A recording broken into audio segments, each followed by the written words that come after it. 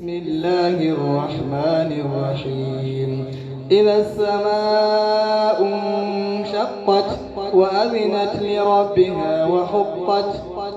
وإذا الأرض مدت وألقت ما فيها وتخلت وأذنت لربها وحقت يا أيها الإنسان إنك كادح إلى ربك كدحا فملاقيه فأما من أوتي كتابه بيمينه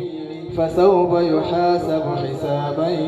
يسيرا وينقلب إلى أهله مسرورا وأما من أوتي كتابه وراء ظهره فسوف يدعو ثبورا ويصلى سعيرا إنه كان في أهله مسرورا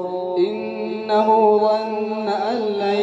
يحور بلى إن ربه كان به بصيرا فلا أقسم بالشفق والليل وما وسق والقمر إذا اتسق لتركبن طبقا عن طبق فما لهم لا يؤمنون وإذا قرئ عليهم القرآن لا يسجدون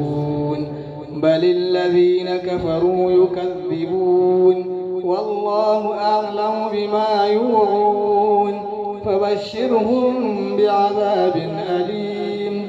إلا الذين آمنوا وعملوا الصالحات لهم أجر غير ممنون